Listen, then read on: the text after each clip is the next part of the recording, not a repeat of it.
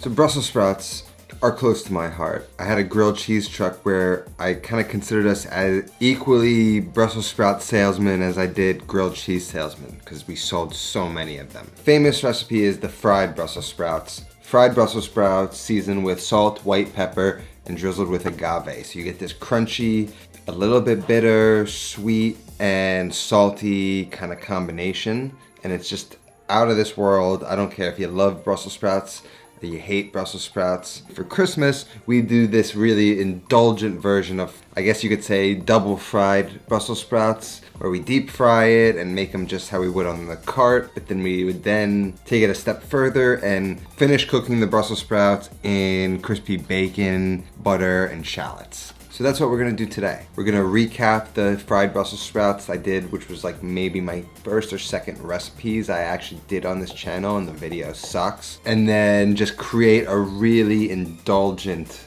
Brussels sprout side dish for Christmas.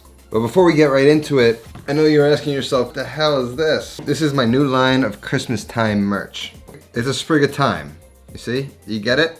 I got it in hoodies, in short sleeve shirts, long sleeve shirts, and baseball shirts.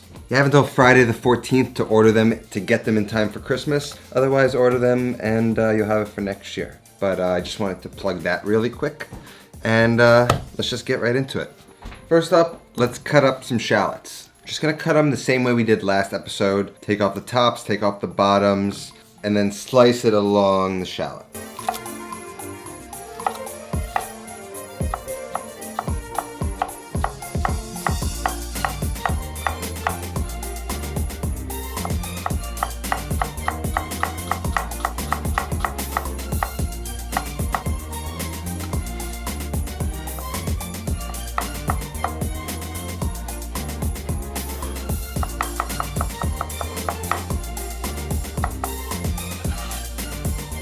So I got my shallots.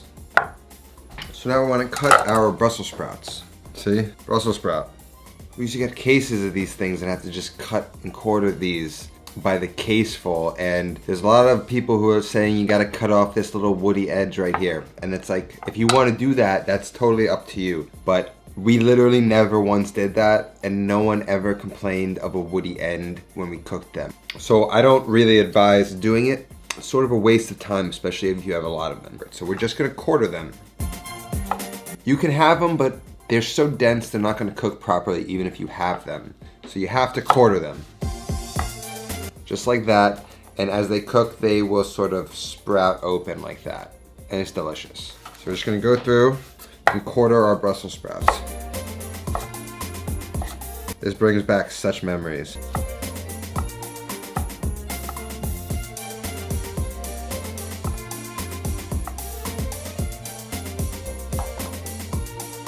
Brussels sprouts cut. So just have some nice thick cut bacon. You really want some bacon with a little bit of thickness to this for this recipe. So I'm just gonna cut this in half, make it a little bit easier to work with. And then I'm gonna cut what they call lardons, which is just little strips of bacon. Something like this.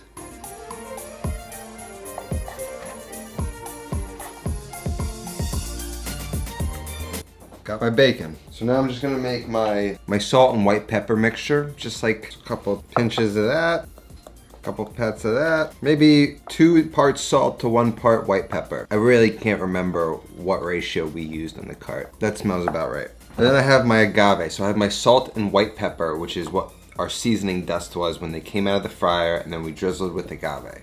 Essentially, we're gonna fry the Brussels sprouts and season them that way.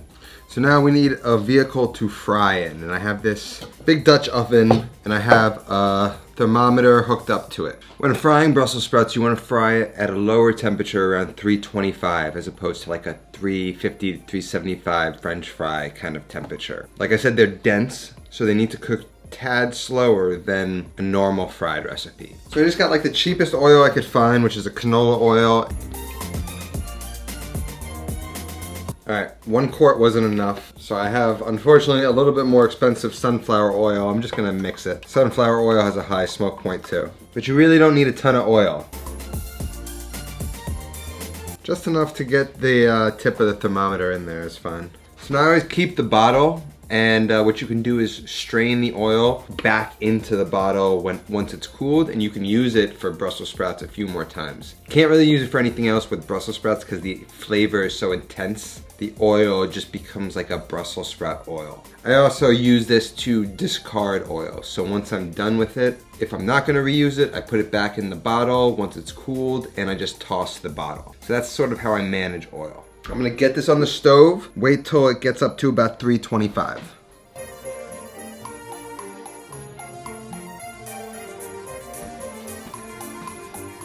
So now I've got all of my stuff prepped. You could add garlic to this. I'm not, just because I kind of want these flavors, but garlic is totally acceptable. We're gonna fry it in batches. I'm basically gonna fill up a spider, which is what this is. Maybe do 2 of these at a time. 2 spiders full at a time until I'm done frying them all. And then they're gonna rest on a wire rack. And then once they're all fried, we'll season them up with our agave and our salt and white pepper mixture, and then set those aside while we render bacon. And essentially we want to sort of caramelize the shallots while the bacon fat is fully rendered but the meat is crisp. So we're gonna have textures and caramelized flavors, and the Brussels sprouts are gonna be fried but a little bitter because that's just kind of their nature. So you're gonna have all of these kind of contrasting flavors, a little sweetness, some saltiness. It's gonna be delicious. Let's just go make it. So I've ruined far too many of my favorite clothes frying stuff, so this is my new frying apron. No more ruining my clothes.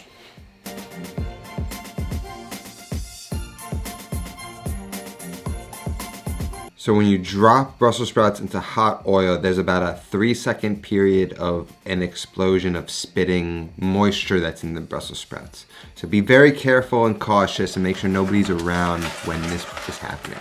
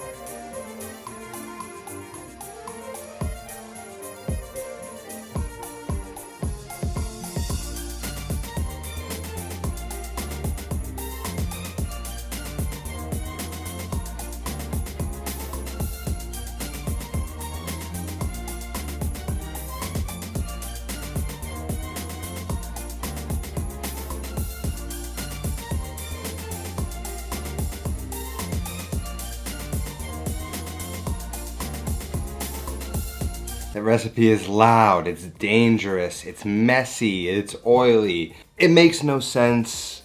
It's hard to do on Christmas or any holiday under a time crunch, but it is so delicious. It just might be worth it. Let's just get plating.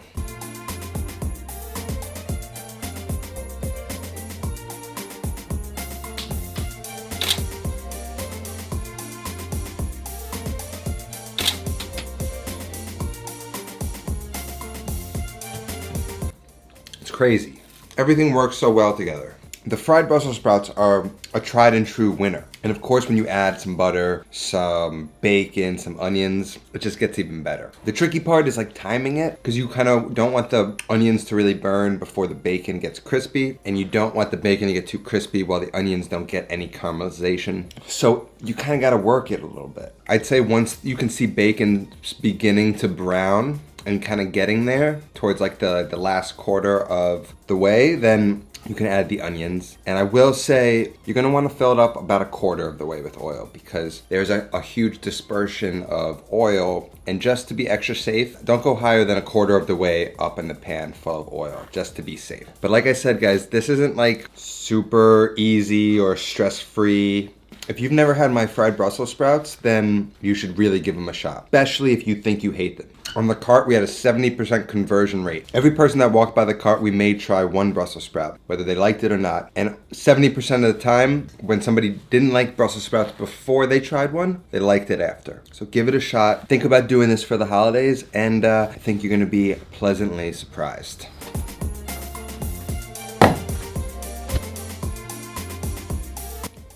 Man, the smell and the flavor of those Brussels sprouts, they bring back memories, they kind of permeate in your mouth and they hang out in there. There's something special about them. You gotta give them a try. If you want Christmas time merch, link is down below. Tomorrow, if you wanna get these for Christmas, you're gonna have to get them by tomorrow, Friday. I'm sorry it's last minute. I kind of had some issues working it out, but I thought it'd be better to get it out for only a few days than to not get it out at all. And I don't know if this design will be the same next year.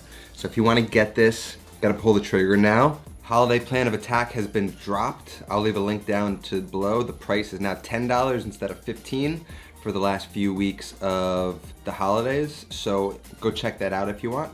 Otherwise, that's all that I have today. Thank you so much for watching. Thanks to my patrons scrolling down on the screen. I'll see you next time. Until then, take care of yourself and go feed yourself.